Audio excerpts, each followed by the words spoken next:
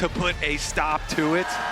Let's get into game number 3 draft here. The Pantheon still going to remain banned. 2 have a priority on that one. Will the Taliyah and the Azir also follow suit? Have to imagine so, but we are getting later into the series, and sometimes other picks become a priority on the ban list. The Taliyah, though, going to remain on the side of AL. We know that Shanks is also an Azir player, and so T1 going to respect that. The question is, will things like Poppy make their way onto the ban table? Xin Zhao, the Rumble still available in the draft. Nico also yet to be banned out, has been on that ban list through the first 2 games. Kyle would love to get his hands on the champion. Is it first pick worthy? Perhaps. Right now, AL taking their time thinking about how they want to round out their first phase of bans. Yeah, we've got Rumble, Varus priorities pretty dang high. Twisted Fate actually making his way here. Now the question is, will they ban Nico or will it be a Varus trade? is up. Nico is up, Varus is up, so they are potentially looking for a trade of those 2 champions. They're forcing AL to have to choose. A lot of OP picks still available. I feel like AL will go for the Varus. It's evident throughout this tournament that they think Varus is incredibly strong.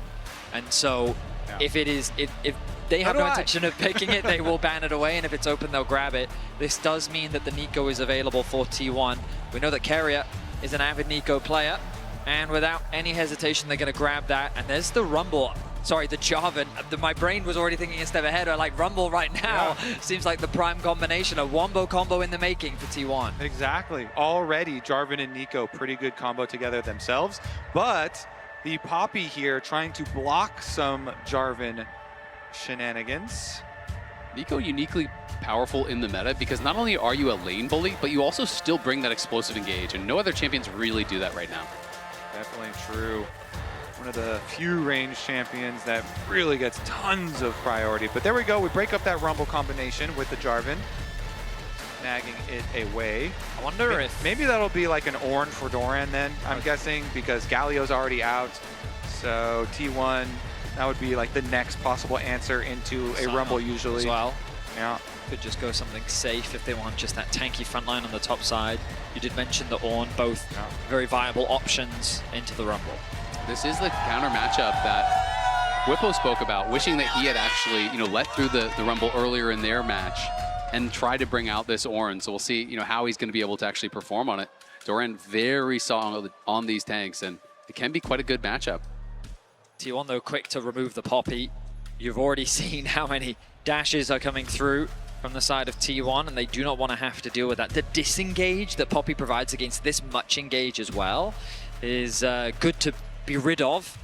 AL, you imagine that the AD carry pool will be their direction. Maybe a Misfortune could be a good ban. Xayah potentially as well. Corki going to be the one to make its way onto the list. Yeah, Corki burst damage there, along with the definitely very potent there with the Nico. Honestly, so many options down there, but we're whittling away at a lot of these engaged champions. Sylas gonna get taken off. I mean, it makes a lot of sense. Lots of good ults to steal already. A lot of really good ultimates to steal, especially Nico. We've seen Sylas's have huge impact in the draft, especially. Other AD carries that they could consider. I mean, we already mentioned the Misfortune, Xayah, maybe Senna for Gumayusi, but you wouldn't typically pair it up alongside the Nico. They're thinking more team fight, and so they want to take the Sivir away. This does mean that Gumayusi still has a lot of options available to him. And we've talked a lot about the wombo combo potential. Aurora fits neatly into this comp. Caitlyn, always an option for Guma as well, as you get deeper and deeper into Fearless. And definitely could go for one of those pushing Kalista, lanes. too, everyone's favorite. He said the word. Everyone's favorite if you're an AL fan, Definitely, that pick has not done very well at MSI, 0-10. It's actually the losingest champion of all time. Losingest? Yeah. That is a beautiful descriptor. I think the champion with the most games played ever in MSI history without getting a win. That's crazy. The previous record was actually Malphite at 0-8. Kalista 0-10 now. Wow. Yep. That is a fun fact. Thank you, It is a fun fact. Not for the Kalista players, but for everyone else. I do love this this Aurora takeaway as well for T1. Shanks has been so good on it, Flandra as well. And so they're just going to opt, okay, fine. You take my Aurora, now I'll take the Victor that you spammed so much. I will say that you've got a Victor and a Varus into Jarvan. That does make me worried for AL. It's so much lockdown on the side of T1. If those flashes are not available, oh, you saw the hover. You all saw it. Wait, you guys don't want T1 to lock Kalista? Definitely not going to be the case, but this team comp is so well set up for a misfortune that you mentioned way earlier, this Wombo combo. They have so many avenues for engage, and as you're rightly pointing out, these carries on AL do not have any safety. They do not have any dashes or even that much peel on their team. So this definitely looks like it is going to be dangerous for Shanks and Hope as far as their positioning. Here's what we'll say. Game 2, we didn't get really any engage. Game 3, we've now doubled down, and we've got double the amount of engage across the board. Leona, Xin, Varus Ultimate, Rumble to follow up on the engages. You've got Jarvan, you've got Ornn, you've got Nico, along with the follow-up from both the Aurora and MF. It's Ultimate City in Game 3, and it's going to come down to the team fights, which we know are AL's bread and butter. It's what's gotten them to this point at MSI. T1 with their impressive early games, the way that they've been able to navigate skirmishes, and also with impressive team fighting of their own. I'm excited to see how they match up here in Game 3. Going to be an exciting one. Both teams with the opportunity to move to match point here. All tied up 1-1. AL versus T1 absolutely delivering. The winner will move on, of course, to face against Gen G in the grand final tomorrow for a chance at taking the MSI title.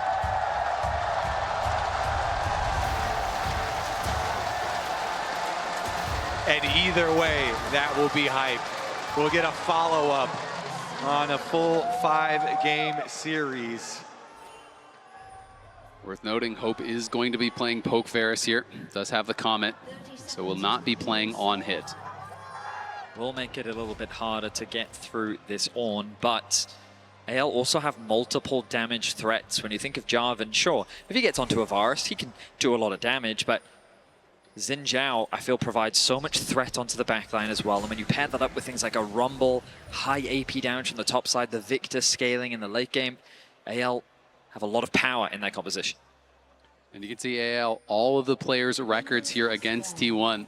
Shanks actually with the highest win rate, only having played against them in this series. His first time getting to play against his idol Faker, who he met earlier at the event. They got a photo together, and you could just see how ecstatic he was to have a picture with the GOAT. No, and we were joking earlier about how for so many teams around the world, if they could have the opportunity to beat T1, it would be like getting revenge, because they've just been at so many internationals, they've knocked out so many different teams, they've stopped so many players. AL, a big one for so many of these individuals, is already skirmishing in the bot lane 2v2, the range advantage going the way of T1. Yeah, I mean, Keria has been so good with the Nico.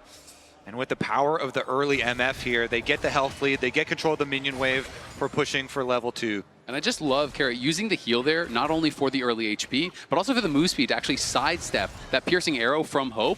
So a very health positive trade from Keria there, using that summoner at level 1.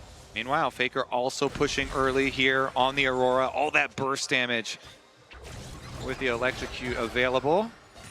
I mean, it's Shanks that's coming out ahead, the Electrocute proccing in the second half of the Q there from Faker, but Shanks shouldn't be afraid. Yeah, he's going to walk up with the EQ auto, the Airy doing a bit of extra damage. Nicely played positioning. Shanks just leveraging his range. That's why Aurora can struggle in these matchups, because as you're seeing on your screen right now, it can be difficult for Faker to trade back if Shanks doesn't over-aggress in the lane. And we did just see, or AL just saw Owner on the ward on Raptors, so they know he's on the bottom side. So Tarzan as well revealing on the Raptor ward. It means both these mid laners have full information. I mean, Faker's got to be so careful. One more spell, and Shanks could flash in and try to get that solo. Faker does level up to 3, but as you said, Vedius, can be very difficult in these range matchups. Generally, we have seen Aurora picked as an answer to melee matchups, where you really can bully out. It's very difficult for Faker to actually close the gap, but Shanks is low on mana. And Shanks knows the limits of the Aurora. Deny on the cannon, at least, though. Oh, And the laser, the crowd reacting so heavily to every spell there. The laser not landing, the cannon going down, and Faker gets to clean it up. And it is so important when you're in a tense situation like that. All of these dodges that Faker is having, if one of those lasers had hit, he could have maybe threatened for an all-in. Tarzan now trying to push Owner out here as the bot lanes are getting involved. Great sidestep from Owner, avoids that Zenith blade, but now Guma is the target. Will KL flash in? He is going to. There's the cleanse, there's the flash, there's the first blood. It's Hope that claims it. Guma got sectioned off from the rest of his team, and now Faker potentially going aggressive here onto Shanks. Procs the electrocute with that weirding, and Tarzan continuing to scrap with Owner. Those 3v3s on the bottom side can snowball so heavily. In. Barrier going to be forced there. Will survive. Yeah, Keria using his flash as well. So many summoner spells down here on the bottom side of the map. Definitely expect junglers to revisit. And currently, I see a Xin on my screen. They're looking. No one's fooled by that minion. It's going to give you extra gold. They're locking him down, and they are knocking him down. 300 gold from a minion. First time I've seen that one. Tarzan is doing so much work already in the early game. Not afraid to contest Owner on the bot scuttle, but he just realizes this early on into the game, Xin with the Varus Leona, they should be able to win out on these skirmishes. And T1, just a bit of mispositioning from Guma. He doesn't expect the collapse from Hope and Kael. Now, unfortunately for Hope, he does lose a decent amount of farm on the bot wave, and Owner does a good job of cross-mapping, stealing away the Gromp respawn from Tarzan, but still, AL off to a good start. Yeah, certainly. I mean, those bot lane skirmishes can snowball so heavily. You know, Kara going for that flash play onto Hope and then falling in the aftermath as just a little bit of an extended trade. During these support recall timers, is going to be Keria returning first, but he's on vision. Faker tagged there, as he did go into stealth.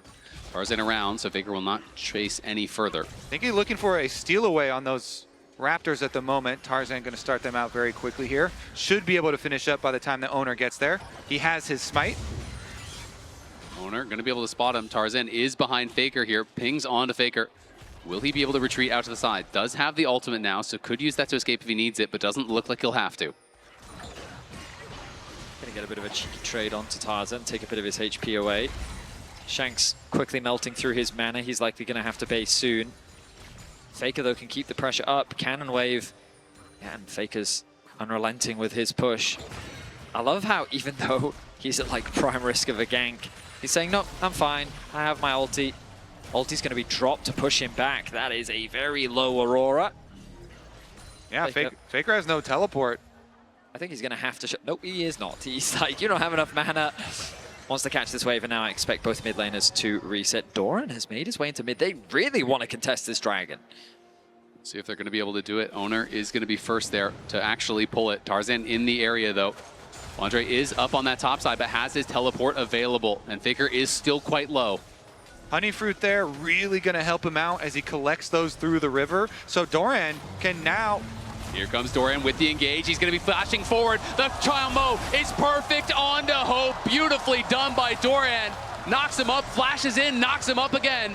Is going to TP right back up to topside. But Flandre could TP down if they want to continue to contest. Really smart from Doran. He knows after the bottom lane exchanges, no flash on that Varus means no dodging on his ultimate right up against the wall. Just nails it there, taking out the extra kill before teleporting over. I love this plan from T1, and the TP back to top lane means that Doran doesn't really lose much off the back of it. They saw Flandre TP early to bot lane, which means that after he pushes out that top wave, they can just match back up Guma into Hope. The farm swinging the way of Guma Yushi with about a 2-wave advantage, and after getting that kill, he now holds the gold lead in the 1v1. Very good Ornn play, made possible by the early skirmish and the low mobility carries there. Still on the reset though. Tarzan's feeling fairly healthy, gets back out, gets his Scuttle Crab before the spawn of these grubs. AL are here very early. They've got Kael already positioned, so plenty of vision advantage for AL towards the spawn of grubs. Shape Splitter used there to be able to scout out that side brush and does spot Kael, who is getting some very good vision around those grubs as you're talking about, Kobe.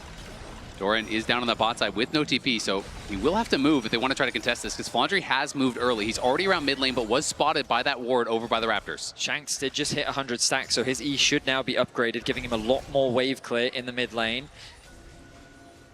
I don't know if T1 are going to contest or not. I mean, Doran is still on that bot side. They're definitely fishing around, seeing is there an angle to at least steal one grub.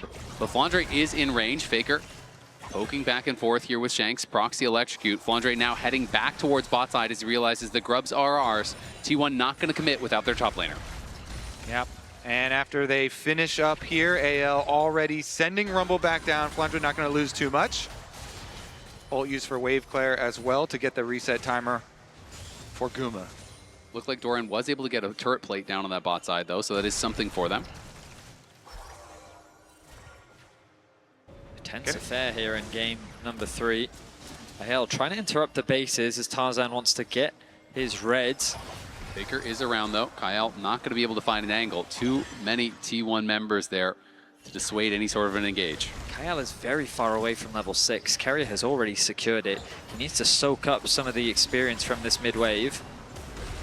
Try and get that as quickly as possible. It's a key engage tool that AL are going to have to rely on as we get later into this game. And it is going to be very intense until we get to that mid game, because the later we get into it, we're going to see these two comps interact with AL having this range advantage, trying to use some poke Varus, trying to get a little bit of extra damage on T1 before the fight starts out. But T1 have such good long range engage with the Ornn ultimate and flank capabilities with the Aurora as well as the Nico, that it's going to be T1 playing the side lanes, trying to play the flanks to find their engage and force the fights onto the longer range AL. Faker just being so annoying to Shanks there. You know, saw him step in the side brush, predicted he would just recall immediately when he went in, interrupts him with the weirding, makes Shanks stay around, hurting that tempo a little bit. Couldn't base since it wasn't a cannon minion wave, and did want to collect that. So Faker will have the faster base, and we'll see if he can do anything with that on the map. Kyle finally ticking over to level 6, so now he has that engage tool. TP's available for both mid laners, and interestingly, Shanks going to use his, but Faker going to hold on for now. This means that there will be a tempo advantage in favor of Shanks in the mid lane. But Victor, not really the strongest roam champion. I don't think they can really threaten much onto Doran, especially with Flandre playing so defensively on the bot side of the map. I don't really think he can use much off the back of this. A lot of the pings from AL, though, look like a deep play. You know, they've got super deep vision through this red quadrant of the jungle, and Tarzan's going to steal away another chicken pack here, since they've got the support roam timer for Kyle. Lots of pings, looking for a possible straggler, looking for anyone trying to retake vision, but T1 not exposing themselves as Dragon is spawning. Faker going for a bit of a different build here. He's rushing straight towards Leandry. He's not doing the mask stacking that has been so common at this event. Is prioritizing the one item power spike, and is going to be pretty close to getting that Leandry's done. Shanks looks like he is building towards that Roa, and should have that completed here pretty soon as well. I mean, it's just a slow back and forth farm game between these two teams.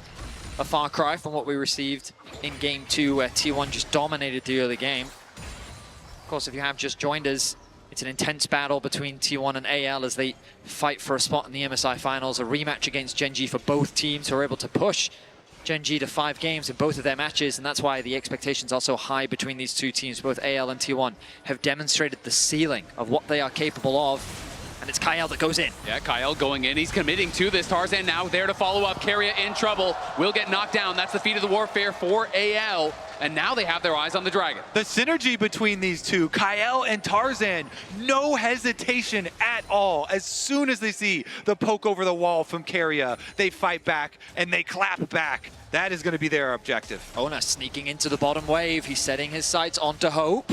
He oversteps. Oner not to be outdone, looking for an angle for the engage. Will Hope get close to that brush? Doesn't look like it. He is hugging the wall. Ooh. And Kyle is there behind him. Feels like he has some sort of idea that maybe there could be someone in the side brush. Now the TB's going to be coming in, and Hope has got to run for it. Can he get out? Pops the Ghost Blade. Great ulti to buy some time here. As Carrier coming in. Can he find him with the Pot Blossom? Yes, he can. There are the Tangle Barbs and the Cataclysm. Everything and the kitchen sink thrown at Hope, and they get him. AL rushed on mid tower, though, trying to mine some gold off of that thing to pay for the life of Hope. Hope doesn't even flash. I'm surprised that he popped the barrier. I feel like that he'd accepted the fact that even if I flash this, that Jarvan's going to EQ ult me, and there was no way I was getting out of this anyway. But this is part of the risks that we talked about in draft. When you have a Varus and a Victor, these champions, once that flash is gone, there are a lot of tools that T1 have to lock these carries down. Yeah, T1 getting some revenge there, get some money back for themselves. The kill, the tower plates on bottom side, and it does bring out the teleport from Flandre to relieve pressure. You can see Doran has kind of made it through the most difficult stage of this matchup. He has the Kanik Rooker now, where he can start to shrug off so much of that Rumble poke. Doran already getting involved early, made that roam to help get a kill down on that bot side, that early catch onto Hope, and still not very far behind. So Shanks, feel like he's going to have to get a lot of work done in this one. Hope is going to be the main target, I think, and he's going to struggle to really put out a lot of damage. And while I don't love the Rod of Ages build on the Victor, against this comp, it makes a ton of sense. Having that extra HP, that additional survivability can make the difference. We saw it from Faker earlier in this tournament when there was so much dive being thrown towards him and he was able to survive so much of it. Once that Zhonya's comes through as well, you're going to have a lot of tools to help weather the burst that T1 will be threatening with this composition. But it does mean that in this early game, this Victor not going to be doing a huge amount of damage. Yeah, when this game pops off, it's going to pop off very, very hard with the amount of engaged tools that T1 have at their disposal. Of course, they're still working on the Proto Belt for Keria, which is the last real big extra tool that they need to bring together the very scary Ornn, Aurora, and Nico engage. Very interesting. Guma does go for the standard Bloodthirster, but then is going into lethality second here. So, more commonly we do just see full AD items, Infinity Edge, Essence Reaver, these types of things. The AD scaling on the MF Ultimate is so powerful. So I'm going to be interested to see, is this just like a collector? Does he feel like he needs an Edge of Night or something to stay safe? What is the option here that he's really looking for? I also wonder if it's just early lethality, because you look at Merc Treads across the board, there is very little armor in this early game against AL. So just that extra bit of power in this early game may also be the motivation for this itemization. We'll keep track of whether he chooses to upgrade it. Yeah, and T1 are really looking to burst the enemy carries. So first objective, blow Shanks and Hope's flashes. Then all you need is lots of burst damage. So lethality going to help out there too. Add that little bit of extra damage on top of the Aurora if they can get that flank. If AL do get the Herald here, they would have the Feat of Strength. They just need one more objective. So I think T1 looking to contest this. You can see that Shanks is the one matching Doran on that bottom side because Flandre does not have his teleport, so he's going to have to stay around in the area here. We'll see who wants to start this up first. Faker is going to get poked here, taking some early damage. Does go across the veil and gets back to safety though.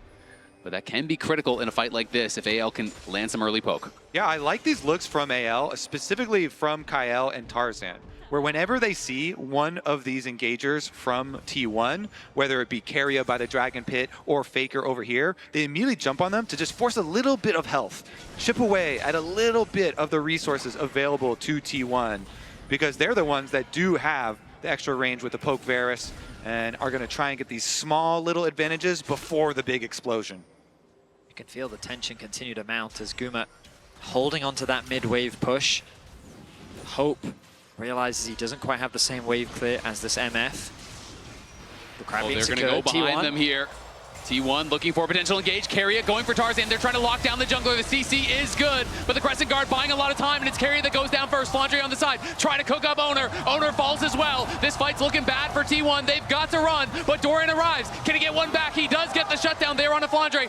Faker fighting against Tarzan on the side as Gumayushi has been pushed out. Doran is isolated. Doran is knocked down, as is Faker. AL roar to life in an explosive fight that will net them 4 kills and the Herald. T1, they thought the Hex Gates were their ticket into the flank, but they go for Tarzan. He shrugs it off, and they destroy them. That's going to be the Herald for AL for sure. Dragon is spawning on the other side of the map as well. Maybe the follow-up play here. Hope getting very low. Bullet time ripped out there as Keria is back here with Guma. Was looking for an angle to finish off Hope. Couldn't find it. Hex Gates are going to allow T1 to get back out on the map and look for the counter on Dragon, though. So while the extra kills and the Rift Herald goes the way of AL, during this replay, T1 will probably be taking a Dragon. The ultimate timing from Tarzan was beautiful, and the way in which they just turned their attention onto Keria, I mean, that target focus was great. The arrival of Doran is a little bit late, and while he does pick up this kill, the fight is already so split. Shanks forces Gumayushi out of the pit. Doran is forced back because it's a 3 versus 1, and Tarzan in the jungle picks up a pick onto Faker. It's also worth noting, Faker's ultimate just slightly misplaced. The edge of it overlapped with the wall, so he couldn't actually bounce through to the other side to try to escape there from Tarzan, which potentially ended up costing him his life. I will also say that the damage from Hope, very scary. It took off a chunk of Ona's HP when he was so close to getting away as well. 7-3, the kill difference. AL with a 3K gold lead off the back of this Herald. Guma trying to finish it, but he will not be able to find it. Tarzan navigates through the jungle, drifts left, he's going to drift right. Nah, the angle's too tight, not able to make it, but it will get him to top lane, another tower for AL. Drifted too close to the sun. Yeah, they can finish this one by hand though, it's okay. Get Shank some money on that tower. And the worst part about it for T1, where I was theorizing this comp is going to look to step number 1, blow the summoner spells off the low mobility carries of AL, then go for the big team fight to try and get those kills. They didn't even get the summoner spells off of Shanks and Hope because Tarzan was able to shrug it off with his ultimate and the big counter engage from AL. So T1 still have so much more work to do to be able to find a successful team fight for themselves. And AL, now with this gold lead, now with this map lead as well, getting down these turrets, having so much more room to work with, they will feel very confident. So far in this series, we've seen T1 rush Arakan. Game 1, Game 2, it spawned, they forced a fight. I imagine in this game, they're not going to be as quick to force that objective. Given that you're this far behind, of course, you still want to try and force a fight where you can, but starting the Arakan can put you in some serious danger against the lead that AL have built. That being said, it is T1, and whether they are ahead or behind, they will start these objectives if they think it's a good angle. Yes, they feel like, hey, we need to force a fight, they're going to go to the objective, they're going to look for a turn. And T1 has turned around so many games in their history through that confident shot calling. If I was them, I would be hoping that AL starts something up and then they can look for a flank. But we will see. I mean, in terms of itemization right now, it's not that different between the two teams. Of course, the gold lead looks scarier than it actually is, but there's still a few components coming through from AL. The collector was completed for Gumayushi, so we will have that slight execute towards the end of it. But it's Tarzan, where a lot of the gold lead is sitting, and he is the one that has that fully completed Black Cleaver. And given that he's got 4 kills, he is going to be a tough one to deal with. T1 setting up vision around this Arakan. Yeah, I like this because then if AL try and start something up and make use of their advantage, then maybe T1 could find their dream flank. Maybe they wait for the Otacon to shred a little resistances off of AL to make up for the gold deficit. And they do have a lot of flowers already picked up off the Rift. So if they could maybe smite steal or something, I mean, that it's objective 20 away. to 3. I'm kind of surprised that T1 was able to find so many. But Tarzan now saying this space belongs to AL. They will clear out this vision. They will push out that bot wave.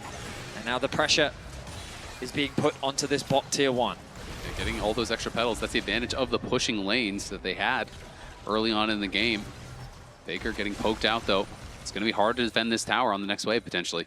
Yeah, the siege here from AL with their range advantage looks very good.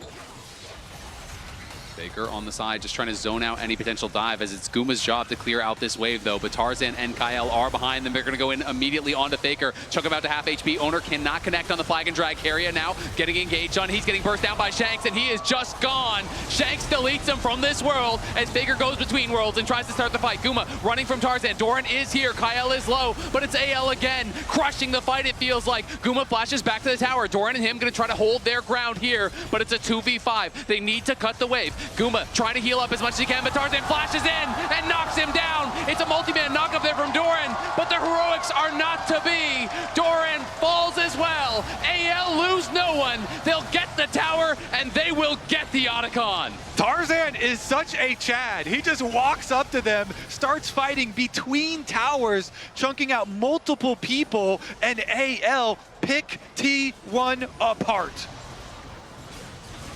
Carrier and Faker are still alive, considering fishing for exit kills, but they will not find any. We look back at this play, and as you highlighted, Kobe, Tarzan with the aggression immediately onto Faker, sidesteps the knockup from Ona, and with the arrival of the Rumble, the combo dropped onto Carrier. He's eviscerated from the fight, and it turns into this one-sided affair for AL. Yeah, that Leona combo into Varus ultimate. and just deleting Carrier as well. AL running them out of their own defense here. As you know, they also finished up on the tower afterwards, so bunch of kills, plus the tower, plus the cheer from the coaching staff. And AL will feel very comfortable now. Doran could be in some trouble. Equalizer going to get dropped, but potentially could walk this out. Flandre, though, overheating, slowing him down with the Electro Harpoon, and they are going to commit the Arcane Storm, and he is not going to be able to get out of this one. He is tanky, but not tanky enough. T1, though, trying to fight back on the other side. Do take the top tier 1 for a bounty, and are going to be looking for this top tier 2 as well, trying to get that injection of gold that they need to give them some hope in these fights. It would be risky for Flandre to TP and try and defend that top tower. T1 would not hesitate to dive, so instead, AL would just accept the loss. They'll concede the gold, as they're able to, at the very least, trade it back on the bot side of the map. We mentioned it in the earlier game, but this must feel so good for Tarzan. Absolute monster game for him versus T1, a team that cost him a lot of heartache in Worlds 2023. But he has come back so strong and leading this team. He said it really does mean so much to him to be able to lead this AL team. Now in this position, looks like they should be able to close in on the rest of the map. Baron will approach in just 20 seconds. AL can move over with their advantage, have Kyle move up, take vision control first, and look to punish T1. Whereas T1 need the surprise play. Vedius, the flank, where is it going to come from? I mean, AL, okay, right here. Okay. There is one ultra deep ward from T1 that they could use as a potential TP flank. If Faker or Doran can get in from behind, there may be an angle for them to set up a collapse onto AL once they've started off the Baron. But AL, their priorities are just keeping these waves pushed in and stealing away what they can. T1, though, with decent vision coverage still around this Baron objective. Been an incredible journey for AL. All of these players have such unique stories. Tarzan, 6 times he made it to a regional final, losing all 6. The 7th was the one he finally is able to take this split with AL. And it was a heroic game 4 from him. One of the most incredible Zed jungle performances I have ever seen to get his team across that finish line, to get that first regional trophy. I had felt he was the best player in the world to not win a regional title. That has been checked. And now he is on the hunt for the international title. Yeah, it's been heartwarming to listen to all the interviews coming from this team. We mentioned the earlier Tabe one, talking about his leadership qualities so closely. And Tarzan himself talked about from the day that he joined AL, he wanted to take responsibility for the team and use all of his strength to go together to the international stage. And now they are here, and they are showing that strength, Vedius. Of course, even if they do in this game, T1 is a force to be reckoned with, and they've been pushed to these positions before, and they found miracles. They have made miracles. There is a reason why Faker has so many world championships to his name as they go in. Looking, they've caught Shanks. Can they knock him down? He goes golden to buy some time. Doran can't get the redirect as he was CC'd, but the Pop Blossom will only buy a little bit of time. Oner goes back in, but Oner is by himself, trying to take Kyle with him. The bullet time gets one there from Guma, as Faker was hunting Hope, did force the flash, but it's 1 for 2. AL with the advantage, and they are hunting. Guma slowed there by the equalizer. He has to run for it. Tarzan on the side, seeing if there is an angle. Doran trying to buy some space for his carries, but he's getting slowed down, and Doran's in a lot of trouble now. Flandre is going to overheat, and Doran may just follow the blast cone, tries to get him out to safety, but it is not enough. Tarzan is pushing mid lane. It is just Faker and Guma here to hold the line. A valiant effort from T1. They thought that they had caught out Shanks, but the Seeker's arm guard buying him enough time for AL to turn the fight in their favor. Carrier with a good ultimate just doesn't quite translate into the damage that they need. And while Guma lands a multi-man ulti across the members of AL, it only ends up picking 1 kill as AL find 3. Both of the times so far this game that T1 have tried to go for the big fight for themselves, tried to go for their picks earlier with the Hex Gates, or just now, it has just been better responses from AL. Of course now, T1, they know they need to make that surprise play, and so they choose their moment, they make their play, but as you say, Shanks just gets his Zhonya's off, And then here come the reinforcements. Doran getting stunned in the fight, meaning that he couldn't get that follow-up as well, was huge. He does do a good job of keeping Hope out of the fight, but at this point the fight is already lost. Guma does good damage on the 3 members. He does get himself a shutdown onto Kyle, but at this point the fight is already over, and AL just chase for the cleanup kills. I mean, Shank's so difficult to take down, has a 3-level lead now, making a 2-level lead as Faker had leveled up after that replay. Shank's nearly 18 though. This guy is monstrous right now. Doran in some trouble. Kyle gonna go in. AL look like they want to just pile in. Tarzan is chasing here. He is confident the equalizer gonna get dropped on him and Owner. Owner's gonna have to leave Doran, I think, but Guma, Owner, everyone coming in. T1 gonna look for a fight. Can they find it? The Pop Blossom CC is there. Faker arrives. Flandre in trouble, but Guma's gonna be knocked down on the other side. Hope and Tarzan kill him, and Tarzan flashing forward, getting another, diving into the back line. The shining light of AL. Tarzan will lead his team to victory. AL on the march. T1 tried their best to fight back, but once AL had gathered, it was just too tall of a task. They win the fight once more, only Owner is left alive, and their base is falling to pieces. T1 thought they had an angle. They wanted to go for the comeback, but AL would not allow it. It is just Owner here trying to clear out the wave, is able to cut the minions. That may buy them some time, but the Grubs there doing some work as well, still tanking up the tower. It's enough.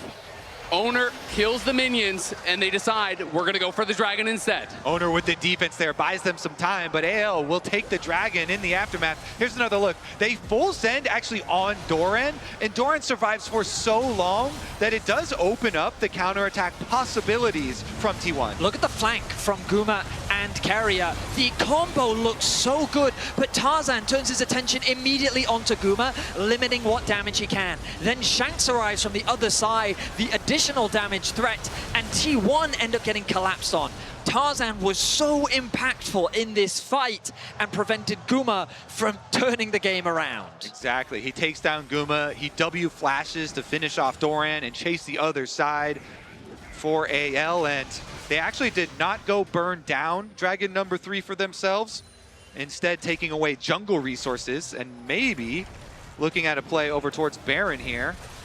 T1 are going to TP for it. They have Kyle in their eyes. Tarzan, though, coming in. Kyle's just going to flash around in onto Guma as Tarzan arrives. Kyle will fall. Hope is caught. Has no flash. Here comes Faker. He goes between worlds. He's trying to knock down the AD carry. Carry arrives as well. The CC getting piled in, but it's a great equalizer across the team. It is Shanks standing strong in the midst of T1.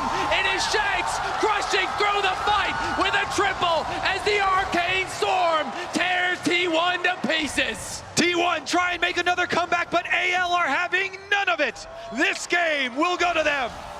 AL stand strong. They push toward the Nexus. They have to buy a little bit of time for the minions, but they will arrive. And AL know this game is theirs. This team now on the precipice. They take us to match point as they're going to claim game number 3 here. AL will fight it out, but there's no way T1 can stop them. 2-1 AL. Shanks with the WE flash, shouting out his former team from where he was to where he is now.